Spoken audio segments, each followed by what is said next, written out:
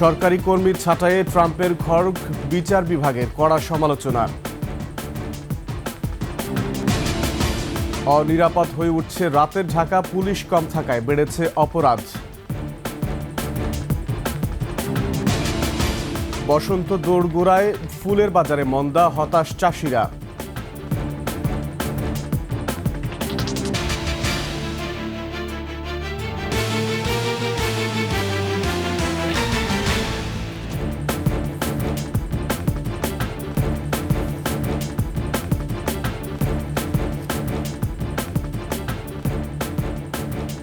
শুনছিলেন সংবাদ শিরোনাম। আমন্ত্রণ ২১ সংবাদের সাথে আছি আমি আকবর হোসেন সুমন।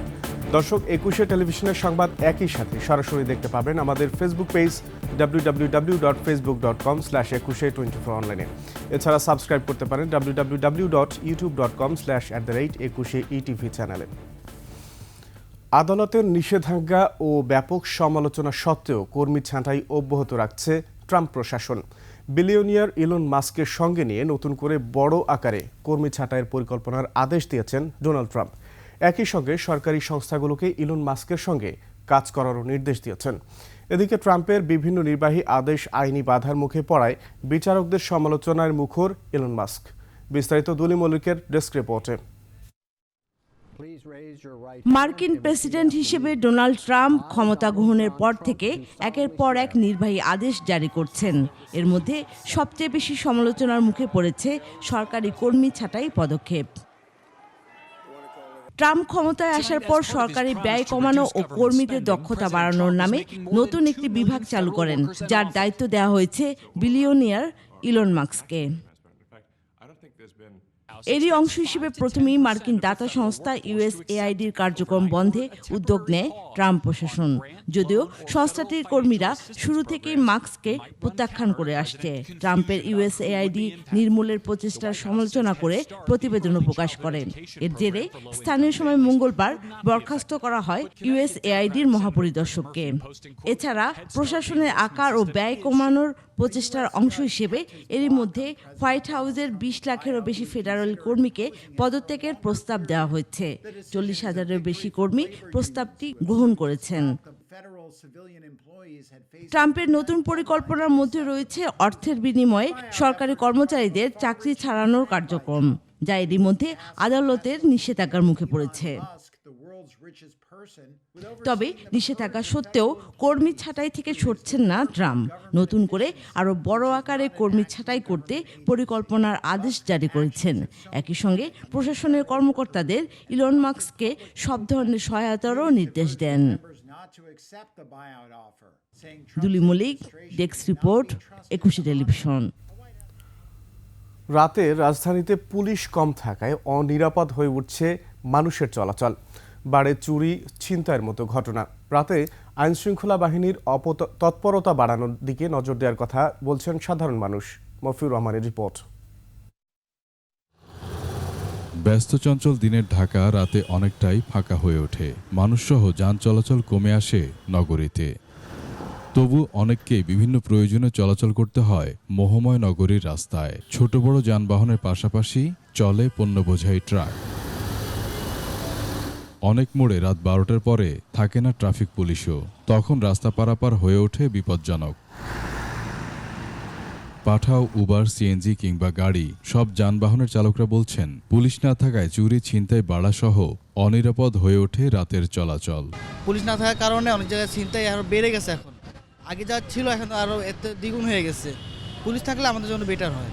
গলিতে আর যেমন বগাটে পোলাপান আগের থেকে অনেক বাড়ছে, চিন্তাই করে রাস্তাঘাটে মোবাইল নিয়ে যায়। এদিকে রাজধানীর বিভিন্ন এলাকা ঘুরে দেখা যায় বেশিরভাগ পুলিশ বক্সে পুলিশ নেই, কোনোটি বন্ধ, তালা দেয়া। মোহাম্মদপুর, মিরপুর, মগবাজার, শাহজাহানপুর সহ বিভিন্ন এলাকাতে টহল পুলিশের পরিমাণও একেবারে কম। অনেক এলাকায় একেবারে নীরব হয়ে পড়ে রাতের বেলা। এসব এলাকার বাসিন্দারা বলছেন পুলিশ ছাড়া অপরাধ বেড়েছে পাড়া মহল্লাগুলোতেও। পুলিশ ছাড়া তো অনিরাপদ মনে হবেই। আমার নিজেই তো সুরক্ষা দিতে পারবো না পুলিশ না থাকলে। চুরি ছিনতাই এখন একটু বাড়ছে আগের থেকে। অবশ্যই পুলিশের ইয়াটা আর একটু বাড়াইতে হবে ফোর্সটা। বিভিন্ন রকমের ছিনতাই, রাজানি, তারপরে বিভিন্ন ধরনের হয়রানি এগুলো বেড়ে গেছে। রাতের অপরাধ কমিয়ে আনতে আরও পুলিশ মোতায়েনের দাবি রাজধানীবাসীর। মফিউর রহমান, ২১ টেলিভিশন, ঢাকা। অপরাধের স্বর্গরাজ্য খ্যাত রাজধানীর মোহাম্মদপুরে কমছেই না কিশোর গ্যাং সন্ত্রাস। প্রতিদিনই ঘটছে ছিনতাই।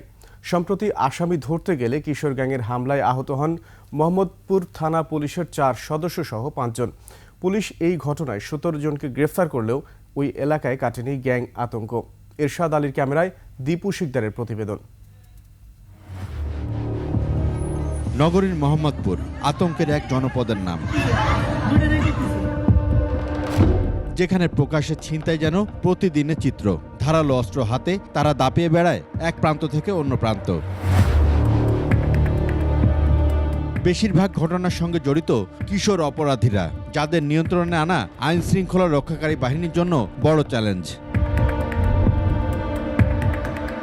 সম্প্রতি মোহাম্মদপুর বোটঘাট এলাকায় কিশোর গ্যাংয়ের পাটালি গ্রুপের বিরুদ্ধে অভিযানে গেলে পুলিশের উপর হামলা চালায় তারা। আহত হন পুলিশের 4 সদস্য। ওরা ওই আমাকে একটা বাড়ি দিছে, অন্ধকারের মধ্যেই রড দিয়ে বাড়ি দিছে, এই জায়গায় লাগছে, আর হাতে একটা বাড়ি লাগছে। ওরা সবাই মোটামুটি কিশোর গ্যাংয়ের সদস্য এবং এলাকায় ছিনতাই, মাদক ব্যবসা, এটার সাথে শুধু ওরা না, আশেপাশে যারা মহিলা আছে, মহিলারা হেল্প করে, পিচ্চি বাচ্চারা 8 থেকে 10 বছরের বাচ্চা, তাদেরকে ওরা ইউজ করে। গুরুতর আহত আলামিন চিকিৎসা নিচ্ছেন একটি হাসপাতালে। আমার ছবি দেওয়া 2 জনের ছবি দেওয়া বলছে, ওদেরকে তুই চিনো? আমি জি স্যার আমি চিনি। সামরিলে 30-40 জন পোলা বানাইছে, আইয়া এলো পাতলা খুব শুরু করছে। পুলিশে কেমন আর দৌড় দিছে, তো ঠিক আছে সেটা মনে লাগে না লাগছে, আর আমার ধইরা মাটিতে ফালা আমারে কোবাইছে। কিশোর গ্যাংয়ের হামলা, ছিনতাই, মাদক বাণিজ্য সহ নানা অপরাধে আতঙ্কিত বোটঘাট সহ আশপাশ এলাকার সাধারণ মানুষ। আদিস খান থেকে শুরু করে আইদিকে সুইচ গেট, যে আর ছিনতাই, এবং রাতে 10টা মতো মানুষ চলাফেরা করতে পারে না। রাতে 10টা-11টার দিকে আসলে ওই সোনামি আটটাকের সামনে আর এই যে এডুকের ভিতরে দইরা মোবাইল মানি ব্যাগ লয়ে যাবে, চুরি একটা দরিয়া মোবাইল টিয়া পয়সা যা আছে সব লয়ে যাইয়া। এত কষ্ট করে গাড়ি চালিয়ে টিয়া কামাই করছি, আমার টিয়া রাখায় ওরা আল্লাহ সইব।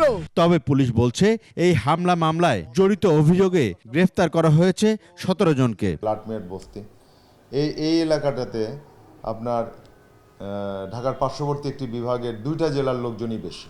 তারা আত্মীয়, তারা গ্যাংয়ের চাইতে আত্মীয়তার সূত্রে তারা এই মানে অপরাধী সংগঠন তৈরি করেছে। আপনার 50-60 জন 100 জন লোক আক্রমণে অংশ নিয়েছে, এর মধ্যে 2-4 জন মাইনরেস থাকতেই পারে।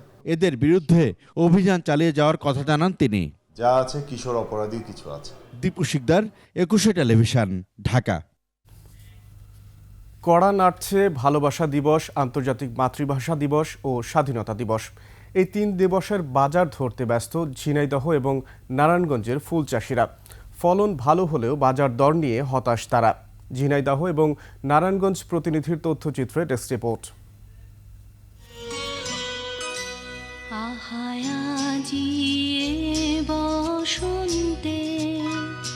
হ্যাঁ, বসন্ত একেবারে দোরগোড়ায়। শুধু বসন্ত নয়, আসছে ভালোবাসা দিবস ও আন্তর্জাতিক মাতৃভাষা দিবস। ফুলের ভরা মৌসুমে এই 3 দিবসের বাজার ধরতে ব্যস্ত সময় পার করছেন ঝিনেদার ফুল চাষিরা। বাজার ধরার জন্য খুব ফুল চর্চা করছি, ফুলটা মানসম্মত করার জন্য। ফুলের মাঠ সেজেছে 7 রঙে, আর এই ফুল চাষ করে স্বাবলম্বী হয়েছেন অনেকেই। সামনে যেমন 3টে দিবস আছে, যদি পাই একটু লাভবান হতে পারবো। সার ওষুধের যে দাম এবছরে, তা সেই হিসেবে ফুলের বাজারের দাম খুবই কম। বাজারে প্লাস্টিকের ফুলে ছেয়ে গেছে, তাই ফুল বাজারে দাম না পেয়ে হতাশ তারা। সামনে যে 21শে ফেব্রুয়ারি আসছে, আশা করা যাচ্ছে যে ফুলের দামটা একটু বাড়তে পারে। যার আপনার 4 থেকে 4.5 টাকা পিস। কৃষকদের ফুল চাষ ও বাজারজাতকরণে সব ধরনের সহযোগিতা করে যাচ্ছেন কৃষি বিভাগ। ফুল সংগ্রহ পরবর্তী যে ব্যবস্থাপনা, সে বিষয়ে আমরা তাদেরকে কারিগরি পরামর্শ দিচ্ছি। এদিকে নারায়ণগঞ্জ বন্দর উপজেলার শাব্দি গ্রাম সেজেছে ফুলে ফুলে। বাণিজ্যিকভাবে ফুল চাষ হচ্ছে। এবার ফুলের চাষটা অনেকটাই কম হয়েছে, তবে এখনো পরিপূর্ণভাবে ফোটেনি ফুল। আবার রমজানেও ফুলের বাজার থাকে মন্দা। এ অবস্থায় সময় মতো ফুল না ফোটায় দুশ্চিন্তায় চাষিরা। যদি রমজানটা একটু পাচ্ছে হয়তো এই ফুলের ব্যবসাটা আমরা সবল হয়ে উঠে যেতে পারতাম। অন্ত পুরা ফুটে নাই। ফুলের সৌন্দর্য উপভোগ করতে প্রতিদিনই বিভিন্ন এলাকা থেকে আসছে দর্শনার্থী। ঘুরতে আসে ফুলের বাগান দেখে। পরিবারের সাথে সাপ দিতে আসছি ফুল দেখতে। বিভিন্ন জায়গার লোকজন আসে এবং এটা একটা দর্শনীয় স্থান হয়ে দাঁড়িয়েছে। ফুল চাষে কম সুদে ব্যাংক ঋণের ব্যবস্থা আছে বলে জানালেন এই কৃষি কর্মকর্তা। 4% যে লোন সুবিধা আছে বাংলাদেশ সরকারের বিভিন্ন আমাদের রাষ্ট্রায়ত্ত ব্যাংক থেকে, তারা সেই সুবিধাটা পেয়ে যায়। কৃষি অফিসের তথ্য বলছে চলতি মৌসুমে ঝিনেদা 212 হেক্টর আর নারায়ণগঞ্জে প্রায় 80 হেক্টরে 24 ধরনের ফুল চাষ হয়েছে।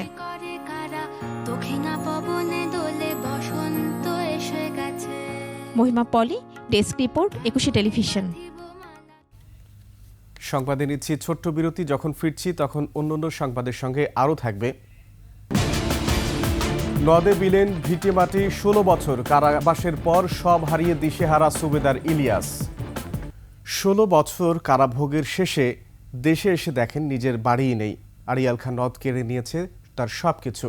বলছিলাম পিলখানা হত্যাকাণ্ডে বিস্ফোরক মামলার আসামি সুবেদার ইলিয়াস শিকদারের কথা। সবকিছু হারিয়ে দিশেহারা তিনি। মাদারীপুর প্রতিনিধি নজরুল ইসলাম পলাশের তথ্যচিত্রে ডেস্ক রিপোর্ট। সাবেক বিডিআরের সুবেদার ছিলেন ইলিয়াস শিকদার।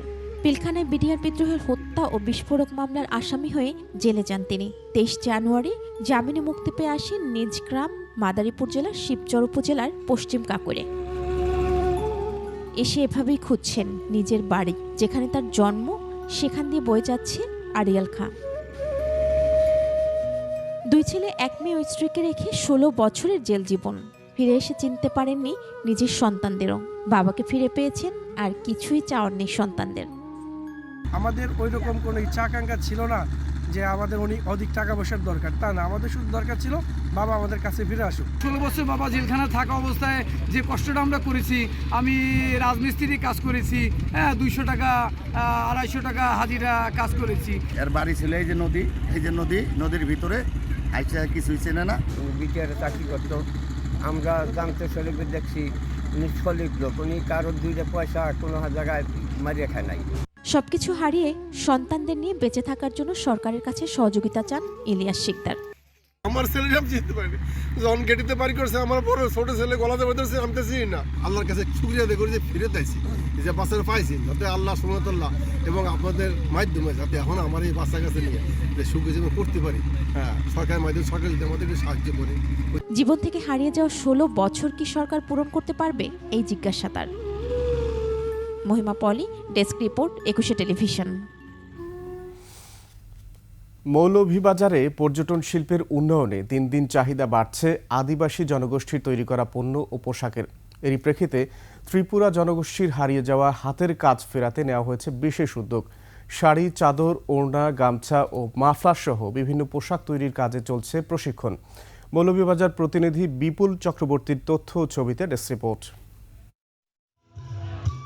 মৌলভীবাজারে রয়েছে বিভিন্ন ক্ষুদ্র নৃগোষ্ঠীর বসবাস। এসব গোষ্ঠীর রয়েছে নিজস্ব পোশাক। একসময় অনেকেই নিজেদের পোশাক নিজেরাই তৈরি করেই পরতেন। কালের আবর্তে নিজস্ব তাতে পোশাক তৈরির কাজ চালিয়ে যাচ্ছে শুধু মণিপুরী সম্প্রদায়, আর ত্রিপুরা সম্প্রদায় শুধু কোমর তাতে সীমাবদ্ধ। এদিকে জেলায় প্রচুর পর্যটকের আগমন হওয়ায় চাহিদা রয়েছে মণিপুরী শাড়ি সহ বিভিন্ন পণ্যের। এসব চাহিদায় যোগান দেয়া, পুরনো ঐতিহ্য ফেরানো ও মণিপুরী কাজের দক্ষতা অর্জনের জন্য মৌলভীবাজারের শ্রীমঙ্গলে 10 দিন ব্যাপী প্রশিক্ষণের আয়োজন করেছে বাংলাদেশ ক্ষুদ্র ও মাঝারি শিল্প ফাউন্ডেশন। মাফলা কিভাবে তৈরি করতে হয়, এখানে এসে আমি মাফলা তৈরি করছি। আমরা চেষ্টা করবো যে আমাদের যে পণ্যগুলো সেটা বাজারজাত যেন করতে পারি। কেউ চাদর বানাচ্ছে, তারপরে কেউ গামছা, কেউ ওড়না। এই তাঁতের কাজটা পারতাম না, এখন পারতেছি। ঐতিহ্যবাহী মণিপুরী তাঁতশিল্প সংরক্ষণ, নারীদের আত্মকর্মসংস্থানের সুযোগ সৃষ্টিতে শ্রীমঙ্গলের ডুলাছড়ায় 30 নারীকে দেয়া হচ্ছে হাতে কলমে প্রশিক্ষণ। 4 ফেব্রুয়ারি থেকে শুরু হয় প্রশিক্ষণ। যদি এসএমই ফাউন্ডেশন তাদের পাশে থাকে এবং আরও সহযোগিতা করে, তাহলে ওরা খুবই তাড়াতাড়ি আরও ভালো কিছু করতে পারবে। আশা করি 30 জন প্রশিক্ষণার্থী খুব ভালো হবে ইনশাআল্লাহ। এখানে খুব সুন্দর একটি প্রশিক্ষণ হচ্ছে এবং তাদের কাজে লাগবে। সংশ্লিষ্টরা বলছেন এর মাধ্যমে ত্রিপুরা সম্প্রদায়ের নারীরা হবেন স্বাবলম্বী। তবে এটি ধরে রাখতে প্রয়োজন তাঁত তৈরি ও সুতা কেনার জন্য আর্থিক সহায়তা। Masuma Lisa, desk report, 21 television. শেষ করছি 21-এ সংবাদ। যাবার আগে সংবাদ শিরোনামগুলো আরও একবার। সরকারি কর্মী ছাঁটাইয়ের ট্রাম্পের খড়গ, বিচার বিভাগের কড়া সমালোচনা। অনিরাপদ হয়ে উঠছে রাতের ঢাকা, পুলিশ কম থাকায় বেড়েছে অপরাধ। বসন্ত দোরগোড়ায় ফুলের বাজারে মন্দা, হতাশ চাষিরা।